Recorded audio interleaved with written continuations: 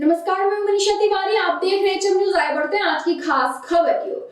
महाराष्ट्र के मुख्यमंत्री एकनाथ शिंदे ने उद्धव ठाकरे को एक के बाद एक तगड़े झटके देने का सिलसिला जारी रखा है। इसी कड़ी में अब तक उद्धव ठाकरे गुट के रहे सांसद गजानन कीर्तिकर ने शिंदे गुट का दामन औपचारिक रूप से थाम लिया है। मुंबई के रविंद्र नाट्य मंदिर में आयोजित कार्यक्रम में मुख्यमंत्री एकनाथ शिंदे ने कीर्तिकर का अपनी पार्टी में स्वागत किया।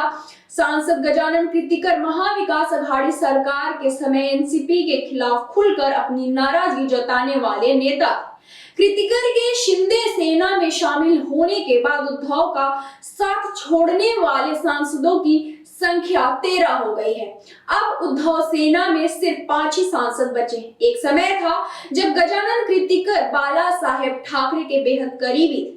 बता दें कि गजानन कीर्तिकर के एकनाथ शिंदे और बीजेपी के साथ जाने का उद्धव ठाकरे गुट पर खासा असर होने वाला है। गजानन कीर्तिकर ठाकरे गुट के बेहद अनुभवी और जमीनी नेता थे। बता दें कि मुख्यमंत्री के सरकारी आवास वर्षा बंगले पर गजानन कीर्तिकर ने सीएम से मुलाकात की थी। इसके बाद वह रविंद्र नाट्य मंदिर के कार्यक्रम में नजर आए, जहां उन्होंने औपचारिक रूप से शिंदे गुट में प्रवेश किया। इस मौके पर उन्होंने मुख्यमंत्री एकनाथ शिंदे की जमकर तारीफ भी की। वहीं एकनाथ शिंदे ने भी कहा कि गजानन कीर्तिकर जैसा वरिष्ठ नेता बाला साहेब की शिवसेना में शामिल होने से हमारी ताकत कई गुना बढ़ गई है। हमें कीर्तिकर के अनुभव का काफी लाभ मिलेगा। वहीं सांसद गजानन कीर्तिकर ने भले ही एकनाथ शिंदे गुट को ज्वाइन कर लिया हो, लेकिन उनके बेटे अमोल कीर्तिकर ने अभी भी ठाकरे गुट का दामन नहीं छोड़ा है। इस वजह से अब कीर्तिकर पिता पुत्र गजानन कीर्तिकर और उनके बेटे अमोल कीर्तिकर के बीच में विवाद पैदा हो गया है। पिता के शिंदे गुट ज्वाइन करने के सवाल पर अमोल कीर्तिकर ने कहा कि मैंने कई बार उन्हें ऐसा न करने के लिए समझाया था, लेकिन उन्होंने मेरी बात को अनसुना कर दिया।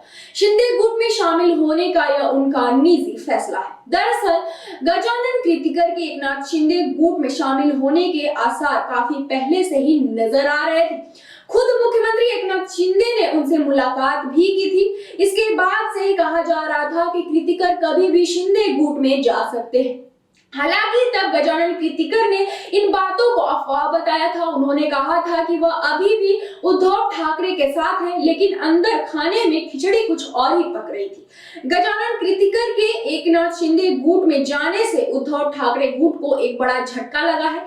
इसका असर यह होगा कि आने वाले बीएमसी चुनाव, साथ ही साल 2024 में होने वाले विधानसभा और लोकसभा चुनाव में ठाकरे गुट को एकनाथ शिंदे और बीजेपी से कड़ी टक्कर मिलेगी। अब तक गजानन कीर्तिकर ने उत्तर पश्चिम लोकसभा सीट पर अपना प्रभुत्व जमा कर रखा था, जिसका सीधा फायदा शिवसेना को मिलता है, जिसके चलते विधानसभा और बीएमसी चुनाव में शिवसेना को काफी फायदा होता था। हालांकि कीर्तिकर के शिंदे गुट में जाने से उनकी उद्धव ठाकरे की मुश्किलें इस इलाके में बढ़ना तय माना जा रहा है। बीएमसी चुनाव में गजानन कीर्तिकर का फायदा बीजेपी को अच्छे खासे ढंग से मिल सकता है। कहने को तो कीर्तिकर रहेंगे एकनाथ शिंदे के साथ, लेकिन फायदा सीधे बीजेपी को होगा। बता दें कि गजानन कीर्तिकर ने भले ही उद्धव ठाकरे को छोड़ एकनाथ शिंदे का हाथ पकड़ लिया हो, लेकिन इसमें सबसे ज्यादा फायदा बीजेपी का ही।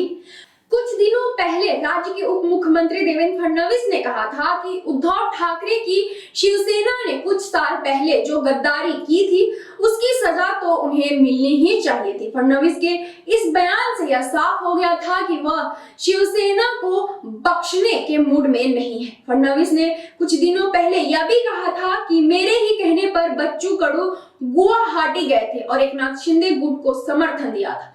फडणवीस के इस कथन से यह साफ हो गया है कि बीजेपी ने सोची समझी रणनीति के तहत उद्धव ठाकरे की शिवसेना में फूट डलवाई। बीजेपी का अब अगला टारगेट देश के सबसे अमीर महानगर पालिका बीएमसी के चुनाव है, जिसमें उन्हें किसी भी कीमत पर उद्धव ठाकरे गुट को बीएमसी की सत्ता से उखाड़ फेंकना है। ऐसे में जितनी ज्यादा संख्या में वह ठाकरे को कमजोर करेंगे, उसका सीधा फायदा उन्हें बीएमसी चुनाव में होगा। तो ये थी आज की खास खबर। इस तरह खबरें जुड़े रहने के लिए बने रहे न्यूज़ के साथ।